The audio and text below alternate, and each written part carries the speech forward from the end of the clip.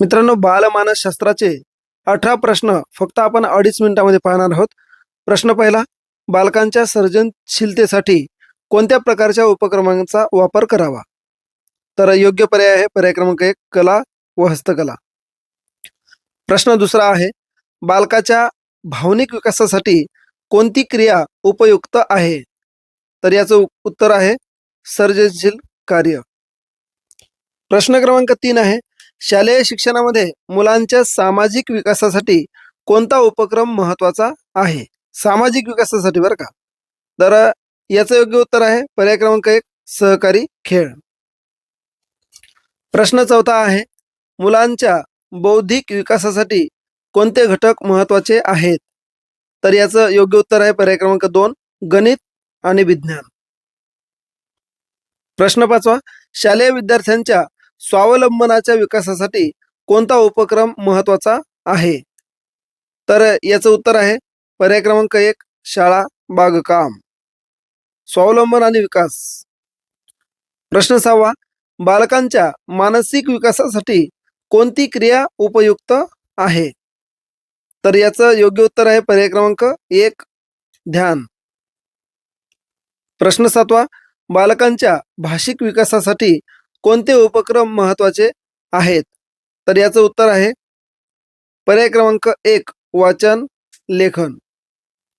प्रश्न 8वा आहे, बालकांच्या सामाजिक वर्तनाच्या विकासासाठी कोणता उपक्रम उपयुक्त आहे? तर कोणता असेल? याचं उत्तर आहे पर्याय क्रमांक 1, सामूहिक म्हणजे समूह कार्य. प्रश्न 9वा, विद्यार्थ्यांच्या आत्मविश्वासाच्या विकासासाठी कोणता उपक्रम महत्वाचा आहे? आत्मविश्वास. तर याचं उत्तर आहे पर्याय क्रमांक 1, नेतृत्व कार्यशाळा. कारण नेतृत्व असेल तरच आत्मविश्वास मुलांमध्ये येतो. प्रश्न 10वा, शिक्षणाच्या उद्दिष्टामध्ये कोणते उद्दिष्ट समाविष्ट नाही? तर हे तिन्ही पण आहेत. तर हे उत्तर बरोबर आहे, म्हणजेच हे समाविष्ट नाही, म्हणून पर्याय क्रमांक 3 योग्य उत्तर, समग्र उद्दिष्ट. प्रश्न 11वा, शिक्षणाच्या प्रक्रियेत प्रभावी शिक्षकाचे कार्य कोणते असते? प्रभावी शिक्षक विषयाच्या ज्ञानाची सखोलता, विद्यार्थ्यांची संवाद साधणे, विद्यार्थ्यांच्या गरजा ओळखणे की वरील सर्व? तर याचं उत्तर आहे वरील सर्व, पर्याय क्रमांक 4. हे तीनही गोष्टी प्रभावी शिक्षकाचे कार्य असते. प्रश्न 12वा, शिक्षकांनी आपले अध्यापन कसे करावे? विद्यार्थी केंद्रित, शिक्षक केंद्रित, विषय केंद्रित की शासन केंद्रित? अर्थातच विद्यार्थी केंद्रित. प्रश्न 13वा, अध्यापन प्रक्रिया अधिक प्रभावी करण्यासाठी कोणता घटक महत्वाचा आहे? तर या प्रश्नाचं उत्तर आहे वरील सर्वच. म्हणजे प्रभावी अध्यापन करण्यासाठी शिस्त पाहिजे, संसाधने पाहिजे आणि विद्यार्थ्यांचा सहभाग सुद्धा पाहिजे. 14वा प्रश्न आहे, शिक्षकांच्या भूमिकेत कोणता घटक समाविष्ट नाही? समाविष्ट नसणारा. तर इथे आहे दंड. दंड हा शिक्षकाच्या भूमिकेमध्ये समाविष्ट नाही. प्रश्न 15वा आहे, विद्यार्थ्यांच्या भावनिक विकासासाठी कोणते महत्वाचे आहे? म्हणजे भावनिक विकासासाठी महत्वाचं काय आहे? तर प्रेम आणि स्नेह, शिस्त, ज्ञान आणि शारीरिक शिक्षा. तर काय महत्वाचं आहे? तर याचं उत्तर आहे प्रेम आणि स्नेह.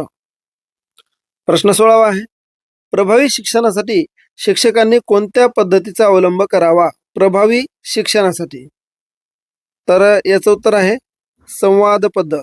कारण जितका आपण संवाद मुलांशी करू तितके ते मोकळे होऊन शिकतील. प्रश्न 17वा, विद्यार्थ्यांच्या मनोवृत्तीमध्ये परिवर्तन घडवण्यासाठी कोणता घटक आवश्यक आहे?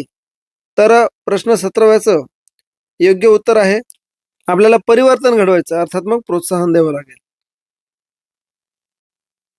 प्रश्न 18वा आणि हा शेवटचा प्रश्न आहे आणि याचं उत्तर तुम्हाला कॉमेंट करून द्यायचं आहे.